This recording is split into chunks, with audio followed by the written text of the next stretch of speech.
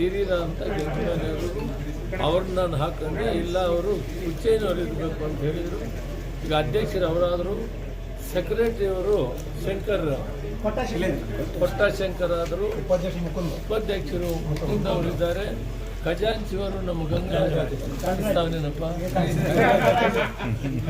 ಮತ್ತು ಕಾರ್ಯಕಾರಿ ಸಮಿತಿ ಹೆಸರಲ್ಲಿ ಹೇಳ್ಬಿಡ್ತೀವ್ರಪ್ಪ.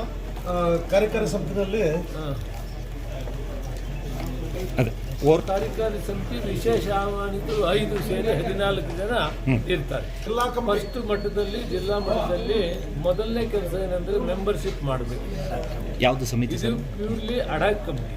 ಸುಮಾರು 8-10 ತಿಂಗಳೊಳಗಡೆ ನಾವು ಮೆಂಬರ್ಶಿಪ್ ಪೂರ್ತಿ ಮಾಡಿ ಚುನಾವಣೆ ಮಾಡ್ತೀವಿ. ಯಾವ ರೀತಿ ವೀರಶೈವ ಸಂಘ ಇದೆ, ಯಾವ ರೀತಿ ಒಕ್ಕಲಿಗರ ಸಂಘ ಇದೆ, ಯಾವ ರೀತಿ ಕುರುಬ ಸಂಘ ಇದೆ, ಆ ರೀತಿ ನಮ್ಮದು ಕೂಡ ಒಂದು ರಾಜ್ಯ ಮಟ್ಟದ ಮಹಾಸಭಾ, ಮಾದಾರ ಮಹಾಸಭಾ.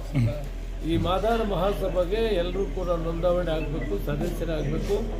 8 ತಿಂಗಳಾದಮೇಲೆ ಒಂದು ಚುನಾವಣೆ ಆಗ್ತದೆ. ಚುನಾವಣೆಯಲ್ಲಿ ಇವರೆಲ್ಲ ಆಯ್ಕೆ ಆಗಬೇಕು. ಅಲ್ಲಿವರೆಗೂ ಇದೆಲ್ಲ ಅಡಾಕ್ ಕಮಿಟಿ. ಈಗ ಮಾಡಿರೋದು ಪೂರ್ತಿ ಅಡಾಕ್ ಕಮಿಟಿ. ರಾಜ್ಯ ಮಟ್ಟದಲ್ಲಿ ಅಡಾಕ್ ಕಮಿಟಿ ಇದೆ, ಪ್ರತಿ ಜಿಲ್ಲೆಯಲ್ಲೂ ಈಗ ಅಡಾಕ್ ಕಮಿಟಿ ಇದೆ. ಕೋಲಾರ ಮಾಡಿದ್ದೀವಿ, ಚಿಕ್ಕಬಳ್ಳಾಪುರ ಮಾಡಿದ್ದೀವಿ, ಹಾಸನ ಮಾಡಿದ್ದೀವಿ, ಶಿವಮೊಗ್ಗ ಮಾಡಿದ್ದೀವಿ, ಎಲ್ಲ ಕಡೆ ಮಾಡ್ತಾ ಇದ್ದಾರೆ. ಇವತ್ತು ತುಮಕೂರಾಗಿದೆ, ಬಹಳ ದೊಡ್ಡ ಸಮುದಾಯ ಇರುವಂಥದ್ದು. ಇಲ್ಲಿ ಕೂಡ ಕಮಿಟಿ ಆಗಿದೆ. ಎಲ್ಲ ಒಗ್ಗಟ್ಟಾಗಿ ಪಕ್ಷಾತೀತವಾಗಿದೆ. ಎಲ್ಲ ಜಿಲ್ಲೆನಲ್ಲೂ ರಾಜ್ಯದಲ್ಲಿ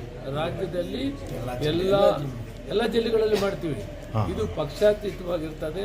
ಅದರಲ್ಲಿ ಎಲ್ಲ ಪಕ್ಷದ ಮುಖಂಡರು ಇರ್ತಾರೆ. ಬಿಜೆಪಿ ಆಗ್ಬೋದು, ಕಾಂಗ್ರೆಸ್ ಆಗ್ಬೋದು, ಜನತಾದಳ ಆಗ್ಬೋದು, ಬೇರೆ ಯಾವುದೇ ಪಕ್ಷ ಆಗ್ಬೋದು, ಮತ್ತು ಹೋರಾಟ ಸಮಿತಿ, ಕವಿಗಳು, ಸಾಹಿತಿಗಳನ್ನು ಒಳಗೊಂಡಂತದ್ದು ಇದು ಕಮಿಟಿ.